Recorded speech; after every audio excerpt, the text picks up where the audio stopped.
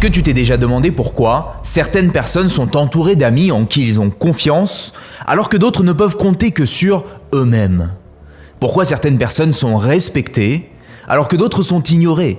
Pourquoi est-ce que certaines personnes savent former des alliances solides et durables, alors que d'autres sèment le conflit et le chaos partout où ils passent? Pourquoi est-ce que certaines personnes sont dans des positions de leader et d'autres de suiveurs? En société, certaines personnes semblent avoir plus de valeur que d'autres. Et je ne parle pas de la valeur de notre âme, nous sommes tous égaux dans l'âme, mais en société, nous n'avons manifestement pas tous la même valeur. Alors comment ça se fait? Eh bien j'ai constaté que peu de gens ont vraiment compris cette notion essentielle sur la vie en société qu'on va aborder aujourd'hui. La valeur sociale, c'est de cela que je veux te parler aujourd'hui.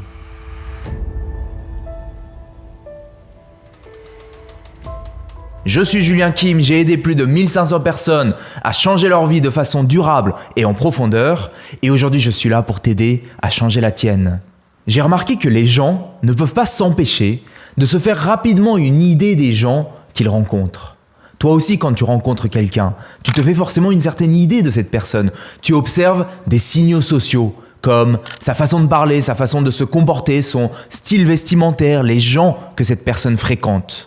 Comme si tu regardais une sorte de panneau invisible au-dessus de notre tête avec une note.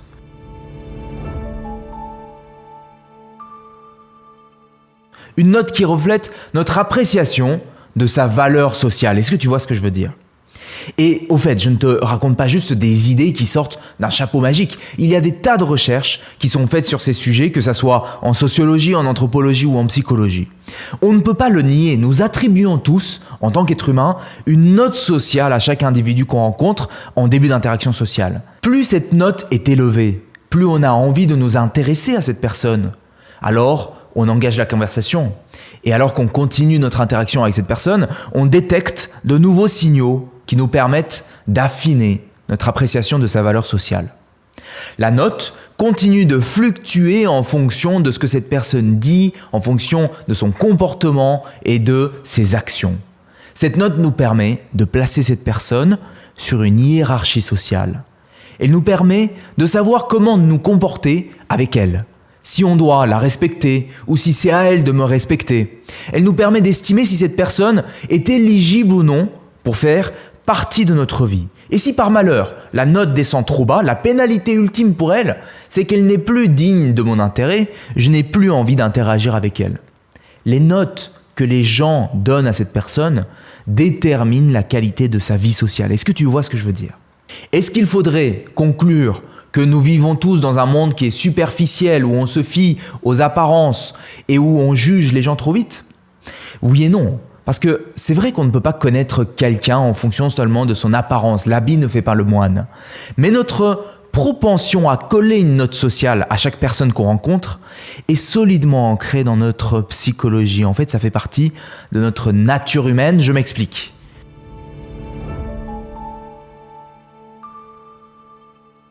Parce qu'il y a des millénaires, à l'ère primitive, si les hommes préhistoriques ont réussi à survivre, c'est parce qu'ils ont su attribuer les bonnes notes sociales aux bons individus.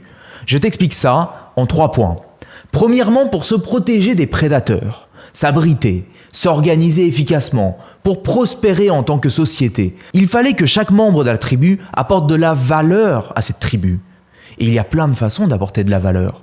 Chasser, cueillir, fabriquer des armes, construire des maisons, organiser les échanges, le troc, le commerce, motiver les troupes, être à l'écoute, être attentionné, soigner les gens qui sont blessés, s'occuper des enfants ou des malades ou des personnes âgées.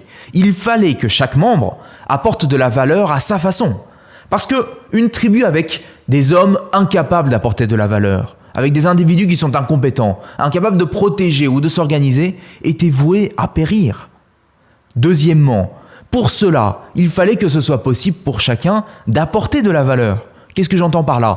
Eh bien, je veux dire que celui qui est bon en chasse, il fallait qu'on lui laisse la possibilité de chasser. Il fallait qu'on lui donne le rôle de chasseur. Si à cet individu, on lui attribue le rôle de cuisinier alors qu'il est nul en cuisine, eh bien, il ne pouvait pas apporter de la valeur. Une tribu avec des hommes capables d'apporter de la valeur, mais à qui on ne leur donne pas la possibilité de le faire, aussi était voué à périr.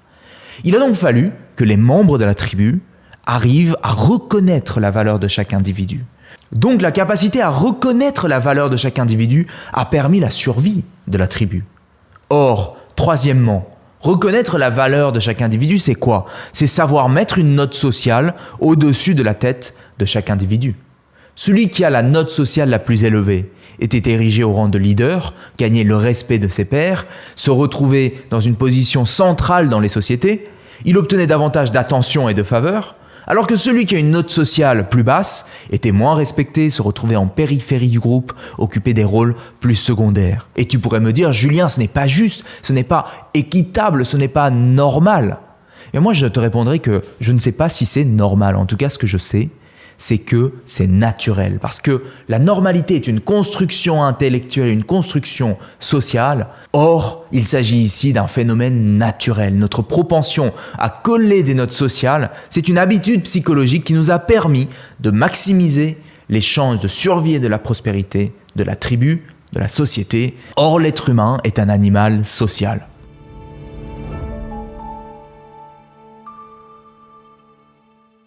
Si tu as envie d'améliorer tes relations sociales avec tes amis, avec ceux qui comptent pour toi, remarque comme les gens t'attribuent une excellente note sociale quand tu apportes de la valeur. Et il y a plein de façons d'apporter de la valeur. Tu peux organiser une activité, tu peux être à l'écoute, tu peux apporter des émotions agréables.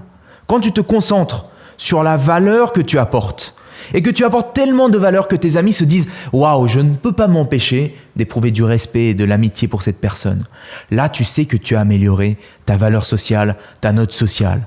Et tu pourrais me dire, je sais, non Julien, je veux rester moi-même, je ne veux pas prétendre être quelqu'un d'autre que moi-même, je ne veux pas manipuler les gens.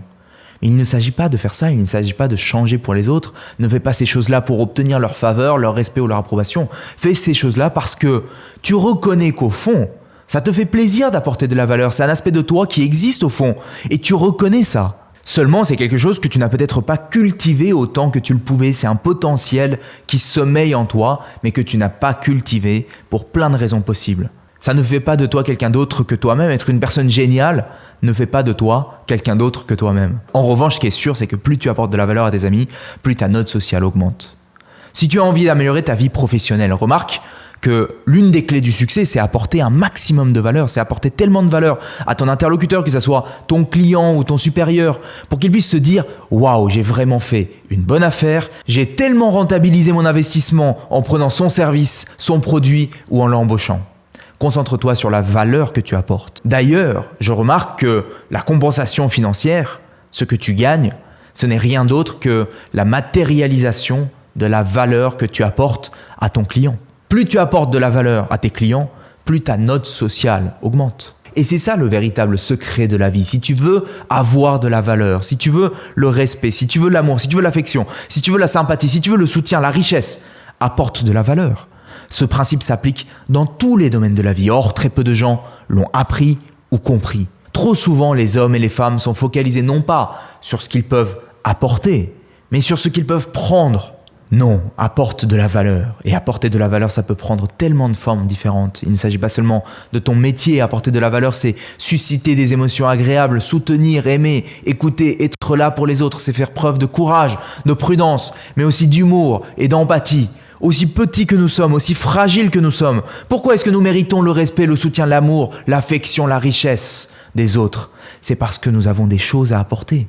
C'est ça le véritable secret de la vie. Nous sommes des êtres de contribution et c'est dans la contribution que nous trouvons probablement une large part de notre épanouissement, de notre bonheur, du sens à notre vie. Si tu veux améliorer ta vie sociale, augmente ta note sociale et pour cela, apporte de la valeur aux autres. Je remarque que trop de gens se résignent à une vie sociale et professionnelle qui ne correspond pas à leurs attentes.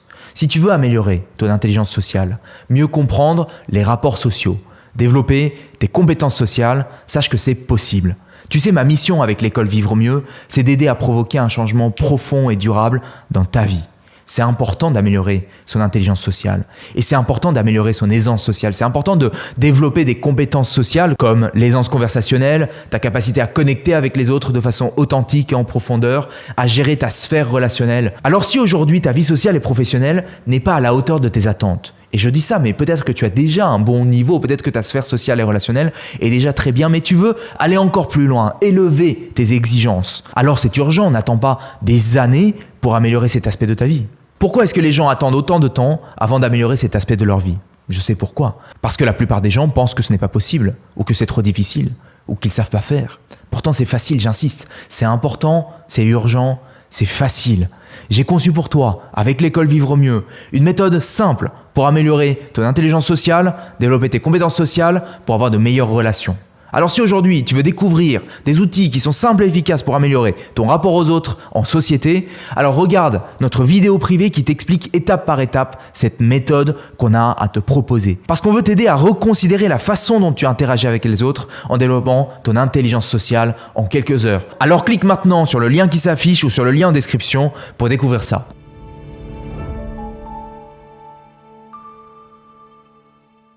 En tout cas, mon point principal dans cet épisode, c'est qu'il est naturel pour l'être humain d'attribuer une note sociale à chaque individu que l'on rencontre en début d'interaction sociale. À l'ère primitive, les tribus qui ont prospéré sont celles qui ont su voir dans chaque individu la bonne note sociale, la bonne valeur sociale. Et si tu veux toi aujourd'hui augmenter ta valeur sociale et améliorer ta vie sociale en conséquence, alors tu peux te focaliser sur apporter un maximum de valeur aux autres. Voilà, si tu as aimé cet épisode et que tu veux nous soutenir, laisse-nous un commentaire, c'est super important pour l'algorithme et ça nous permet de faire grandir cette belle communauté qu'on est en train de construire toi et moi. Alors si tu laisses un commentaire, je t'en serai super reconnaissant. Allez, on avance ensemble, c'était Julien Kim, le meilleur est à venir. Ciao.